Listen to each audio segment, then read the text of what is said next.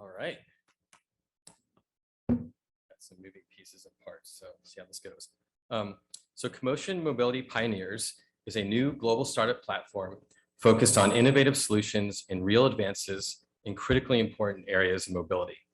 This year's cohort and the LA New Mobility Challenge finalists you were about to hear from represent some of the most promising and innovative early stage mobility companies from around the world.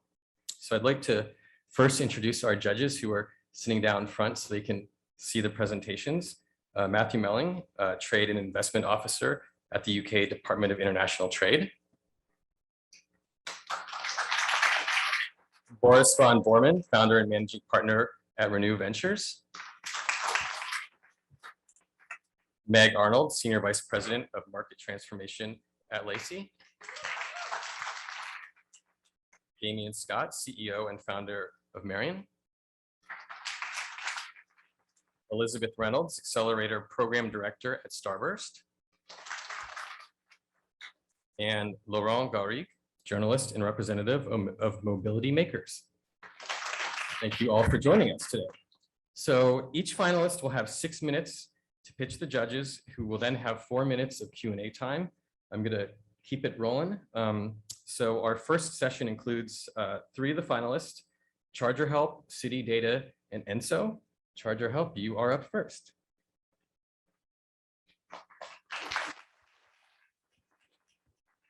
Hi, can you please play our video?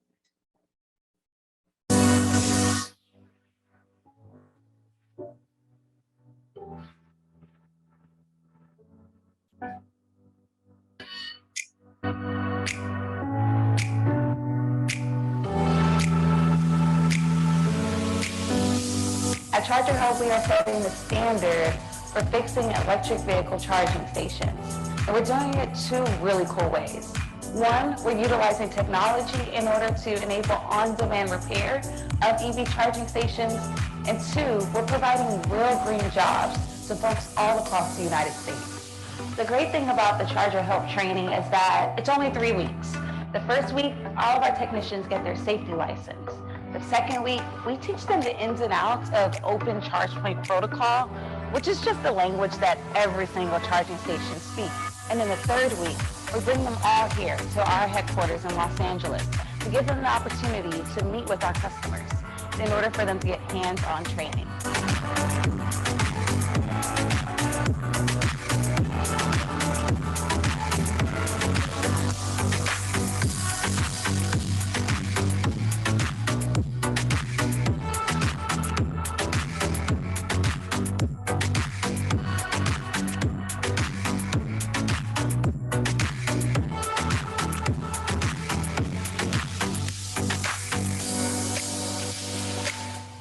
We don't have to do any other training after that because the Charger Help app enables all of our technicians to know exactly what to do when they go on site. Here at Charger Help, we're really interested in creating close partnerships with our customers. Because technology is evolving so quickly over time, it's important for us to be on the bleeding edge with you so that we can quickly resolve issues, whether that's hardware or software. What we are really excited about here at Charger Help is our technicians and our team. Our technicians start off at $30 an hour. They receive full health benefits, and most exciting, they get shares in Charger Help, the company. I think it's kind of wild that I didn't really understand work-life balance until I started making a middle-class income. And so one of the things that is able to happen when you make good money is that you have time to think about your body and your mind. And so at Charger Help, we not only, pay an equitable wage, but we want to introduce our employees into ways that they can take care of their body and mind. Because we're more than just a paycheck, more than just fixing charging stations. At the end of the day and at the center for people. It's been really welcoming and fun. Had a lot of fun getting to know everybody. Different personalities are bringing out different parts of me, and I really love that. And getting to know the background of everybody and what they're bringing to the table. It's really fun to find that camaraderie with everybody. We're committed to ongoing training, ongoing collaborations, so that we can all achieve more and provide the best quality and service and safety that the industry has ever seen. We're really excited to share this with our technicians. We really believe in equity and not just having good folks work for us, but being good employers and providing for our employees. So if you're planning to be a part of the Charger Help team, you can look forward to good pay, good people, and a good time.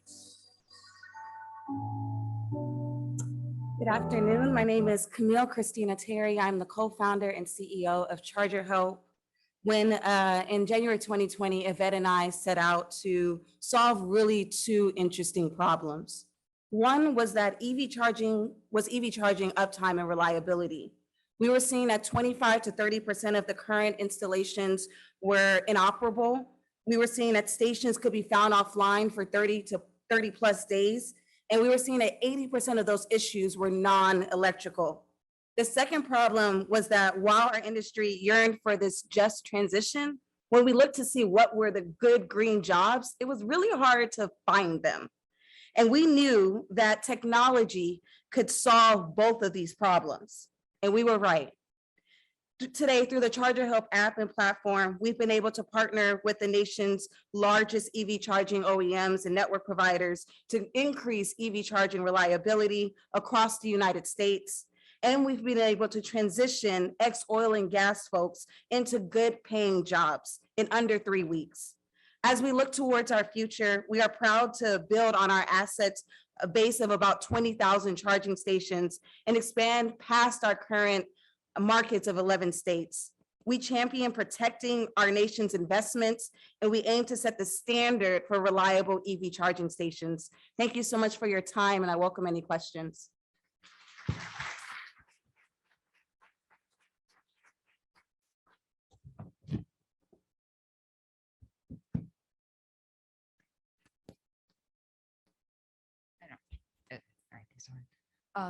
So are you partnering with various government agencies then to provide the workforce development, and who are your customers for this? Sure. So our customers are actually the charging station OEMs and network providers.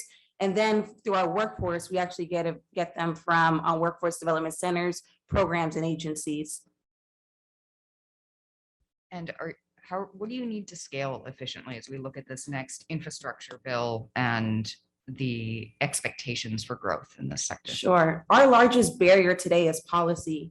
While we have some of the largest contracts, a lot of our customers don't necessarily deploy us or can't deploy us because there isn't funding specifically for operations and maintenance. Today, there is no defined terminology around reliability or how do you calculate uptime. And so what we've seen is that while the infrastructure is currently inoperable, we don't necessarily see a push financially to take care of the current things that we put in the ground.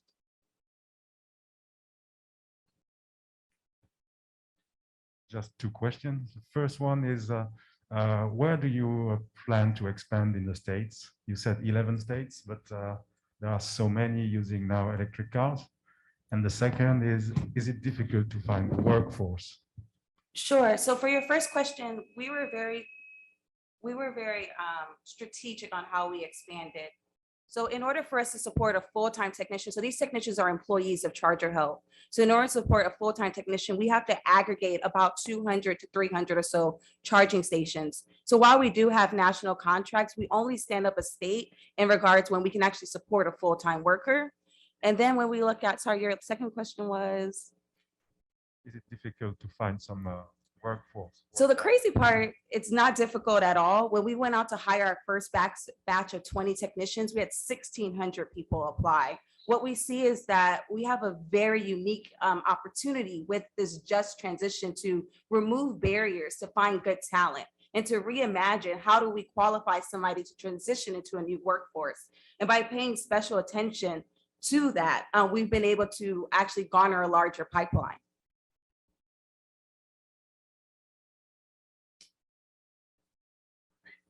Can I ask one quick question? I just wanted to see who's paying for the repairs. Is it the OEMs? I mean, is the OEM pitching in, or is it the host, or how's that business model work? So it is the wild, wild west. So we actually support a lot of the labor warranties of our EV charging OEMs. So if they sold a labor warranty, we would support it. Today, we started to move into medium and heavy duty fleets, because what we've seen is that the fleet operators will not tolerate the level of uptime that we have today. The ideal that someone getting on site in 48 hours is ridiculous to them. And so because we're able to do on-demand repairs, we're starting to actually get larger contracts with major fleet operators. Thank you so much. Thank you, Charger. And next we have city data.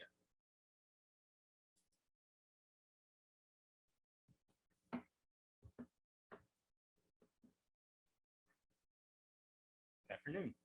I'm Carl Nielsen, Managing Director of CityData.ai. We're a San Francisco-based startup that started up last year, 2020.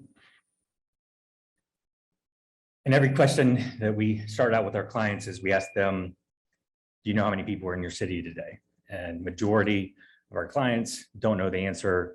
Maybe you can Google search the population. That's where city data comes into play, is that not only can we provide people population, but also their people movement patterns as well. So where city data comes in is that we help cities, government agencies quantify how many people are in their city today, what are their movement patterns, and also what is the impact to their citizens. We currently have data for over close to 1,600 cities worldwide.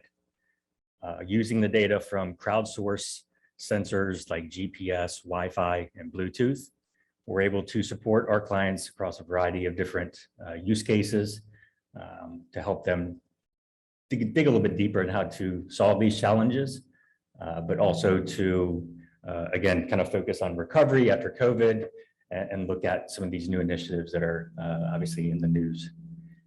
So our platform consists of 3 different components. We've got our crowdsource data apps, so it's city apps. Our second component is our city graph, which is where our city knowledge graph combines our machine learning and AI tools to process the data, and then everything's visualized into our turnkey solution called CityDash.ai. And that's what we provide our clients to log in and access at any time, the city mobility dashboard for their city. There's a QR code up there. We would love for everyone to take part of our free evaluation. It's really easy to sign up. It basically takes 2 minutes to log in, sign up, and activate your city. Once you're in there, this is an example of our work with the city of San Francisco. You're able to drill down into your city and look at a variety of different trends within the city. So people movement patterns, people presence, and people density as well. So you're looking at Golden Gate Park, which we've done extensive studies throughout COVID and now recovery, where we're able to show the cluttering of people throughout the park. Again, we have historical data that goes back pre-COVID for this example, during COVID, and then we're constantly tracking on a month-to-month basis.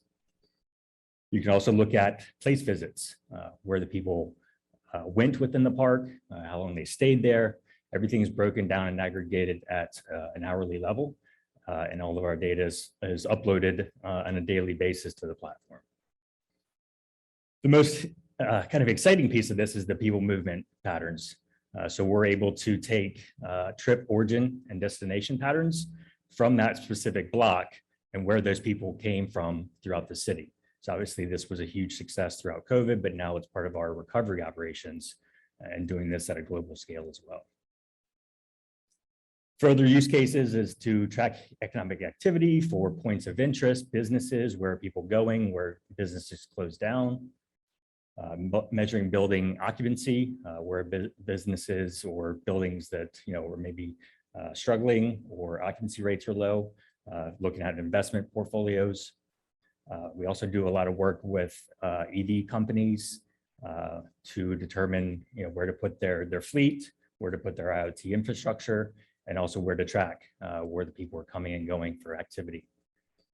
One of our most popular use cases that's growing exponentially is supporting urban air mobility companies that are looking to scale for the larger cities globally, and able to show them the people movement patterns on a monthly basis, and also look at historical trends.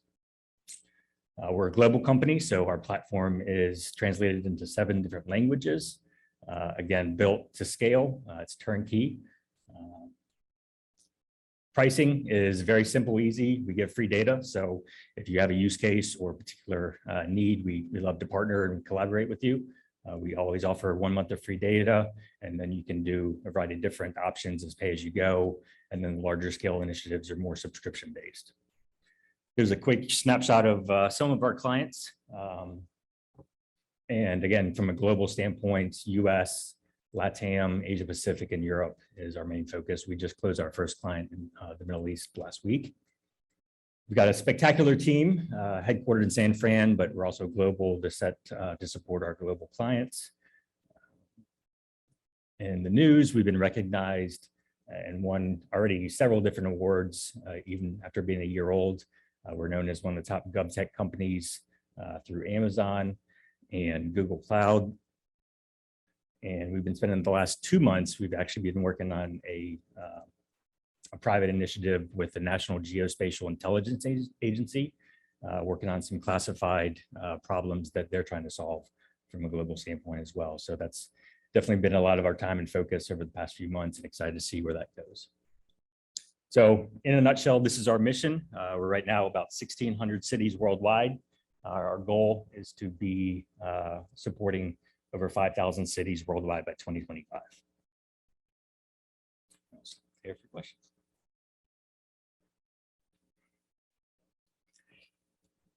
Perhaps, I guess we'll have to ask Elon Musk or Bezos to get us some sensors. So how reliable is the access to the data? I mean, is that publicly available? Do you see issues in the future to gain access to that data, and how are you going to secure that for your company? So yeah, data compliance and privacy is one of our kind of paramount issues that we address.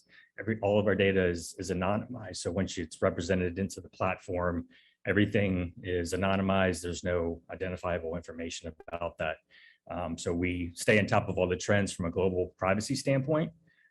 We also do work with the International Trade Administration, which actually introduces us to each country as we grow and develop to make sure that we're adhering to any sort of privacy and compliance regulations that are rolling out. And there's a bunch that are coming down the pipeline, especially in the Middle East. So the good thing for us is we have our existing platform of data, which is kind of what we use as our ground truth. Majority of the cities we provide have about 50% or more representation of the population. And then as we get closer to those engagements, working directly with the cities, then they start to share more data with us from some of their sensor data, some of their cameras, Wi-Fi logs, anything like that. Again, it's all kind of siloed within their account. So from a starting point, we have a good scale, and then it gets better the longer the engagement goes on. Thanks for that. And from a predictive perspective, are you able to sort of talk a lot about historical data? What are you able to show moving forward for cities? Good question. So historically, we've got access and archive data back to 2018. Most of the use cases that we're looking at right now, again, COVID related and post-recovery, is looking at trends from 2019, 2020, and then 2021. So I would say the best kind of starting point is the historical data at 2019 is where we kind of start as a proving point, and then on an ongoing basis, month to month, and then we can deliver feeds based on whatever the client needs. I mean, I don't know if that was the same question, but I think also the question was, are you going to simulate future behavior? Because from what I understand at the moment, correct, you're just showing historical or at the moment behavior of people, right? So are you going to simulate future behavior? Yes. Yeah. So part of our City Graph platform does work with our machine learning simulation, so that we're able to do that and create scaled up counts. Especially that's what we've done in cities that might not have up to 50% coverage in our platform. So our team is able to use the machine learning to scale up counts to do predictions as well. You mentioned 5,000 cities by 2025, right? Mm-hmm. Is that your break even, or where are you at in terms of the business? So, how many cities do you have to sign up? So we'll actually be profitable next quarter. So everything from here on out is just kind of grow and expand. Again, the benefit of our platform, it's built, it's turnkey. We just want to get the word out there to work with more cities and collaborate and work with other partners. So it's already built, and we're just looking for partners to scale. And then my last question, at the moment, you're mostly focusing on cities and municipalities. Do you see that there's other revenue sources for you in industry and commercial business? Absolutely. I'd say about 70% of our clients are city leaders or organizations that support the cities. And then obviously with like urban air mobility companies we're working with. And now the US government is kind of plugging us into a variety of different government and federal agencies as well. Thank you. I gotta cut it there. Keep on time. Thank you for the questions. Thanks, everyone. Thank you, City Data. All right. Our last presenter for this first part of the day is Enzo.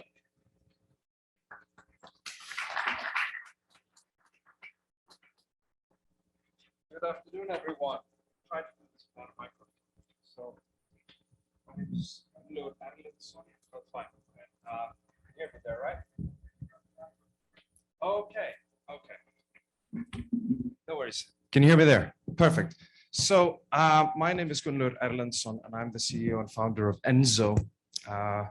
And we develop better tires for electric vehicles.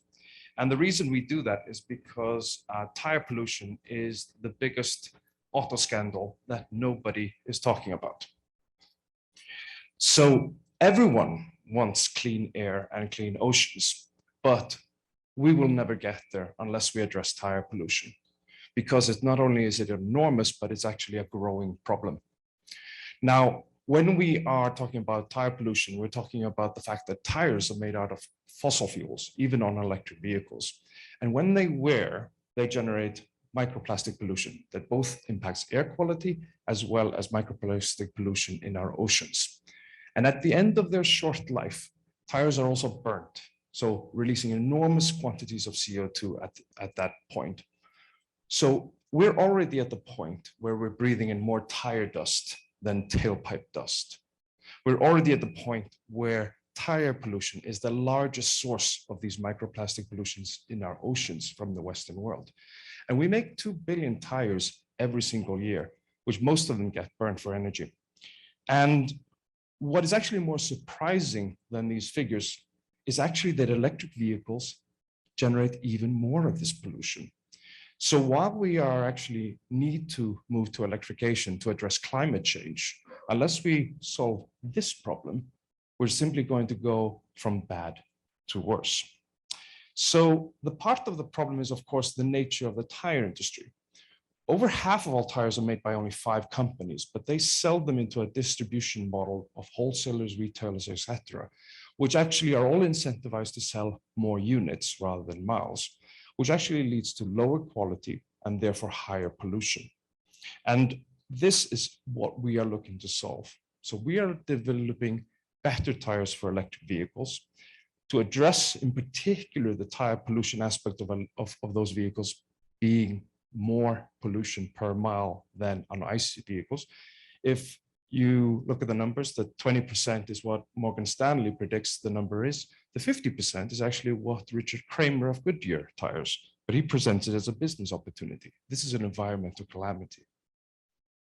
So what we do is we look to develop tires that not only are far more energy efficient to extend vehicle range, but consequently also saving electricity cost and the carbon from that energy generation. We look to make our tires out of sustainable and low carbon raw materials, because by doing so, we don't have to rely on every EV still running on fossil fuels because of the tires. And because of the added pollution from electric vehicles, we use very specific chemistry, which basically allows us to deliver higher durability without sacrificing safety or any other metric on the tire today. But fundamentally, this has to be paid for. And so when we develop our tires, we are developing them on a cost per mile basis. And it's that disruptive business model that actually is the key to the secret of how we address tire pollution globally in the future. So we look to deploy our tires directly to customers, to electric vehicle fleets as well as individual owners and charge them on a per mile basis from 1 cent per mile. And that builds not only a distribution model where we are able to basically make this work financially, but we build a business model where we actually get our tires back at the end of life, which means that we can take them out of circulation into an ecosystem that burns them. Now, we're already doing this, and we are, of course, based in London, so most of our trials that are ongoing in there, we have already gotten the highest energy efficiency rating you can possibly get in Europe. We are already working with leading fleets and OEMs to develop our tires. And in particular, in London, we're working with the Mayor of London, DPD, Royal Mail, to showcase not only how we extend energy efficiency, like we just broke with the hypermiling record recently on Europe's highest selling electric car, but also showing how we reduce the tire pollution. So ultimately, looking forward, we are about to deploy onto the largest fleet of electric taxis in London. And by doing so, we come to Los Angeles. Because ultimately what we want to do here is to deploy our tires here in LA to work with the LA-based electric vehicle fleets, partnering with OEMs and these large fleets to basically help us all breathe a little easier. Thank you.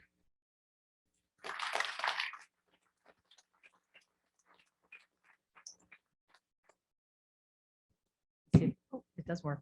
Hi. Thank you for that. It was really informative, useful. It sounds like you got a lot of complex chemistry going on. Can you talk a little bit about the intellectual property status of your product? Absolutely. So this tire has a certain quantity of bio-based and recycled raw materials, which are the underpinnings of this special chemistry. So what we do is we use those raw materials and we specifically tune them actually just after they come from the tree itself. When we tap natural rubber, we can specially manipulate the polymers to be more receptive to certain attributes that basically deliver these performances. And ultimately, what we have to move away from is this concept that we can just make as many tires as possible and dispose of them regularly, because we don't have enough resources on the planet to cope with the added wear and tear that EVs will bring. And that is really the fundamental point here, is that we need to get ahead of the problem before we have too many EVs already on the roads. So I come from a motorsport background, so I'm very curious about any performance trade-offs that you have to make or advantages. So we don't have performance trade-offs as in the traditional tire industry, because the tire industry has gone through a number of cycles where innovation delivers optimal performances that expand the current envelope. The performance triangle as, you know, the durability, the wet grip, and the energy efficiency. What we do by using these higher grade, more refined raw materials is actually we deliver added performances without compromising safety or noise or any other attribute. So it's fundamental to understanding that it's a Pareto improvement.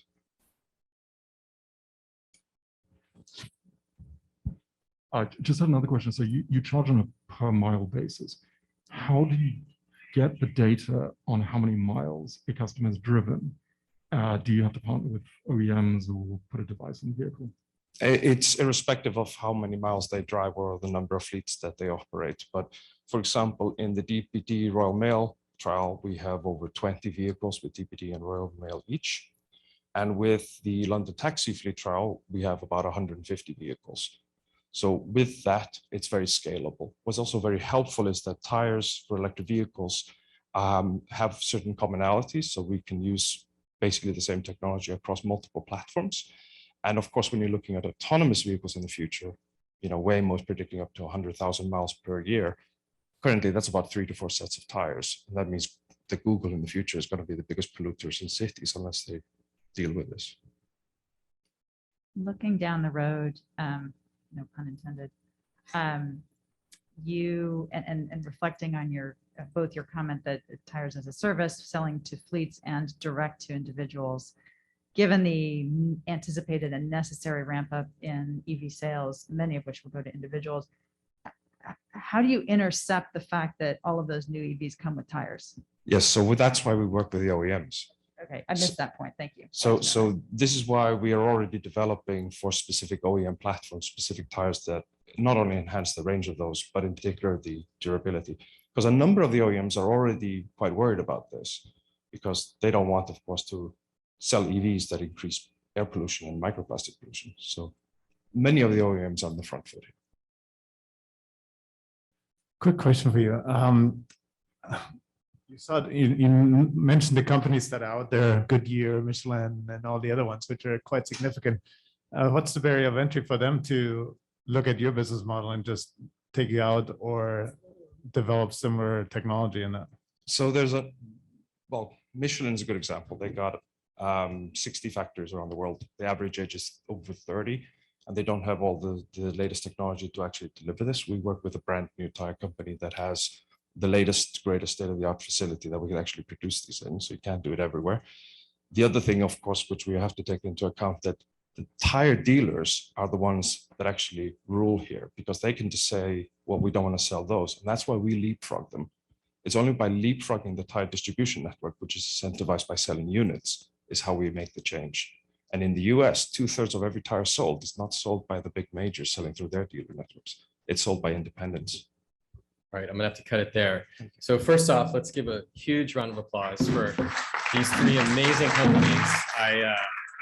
I hope everybody's as inspired as I was to be able to hear from three very different companies on the edge of mobility here. So thank you to all of you. We're gonna now take a quick networking break. We'll reconvene at 2:45.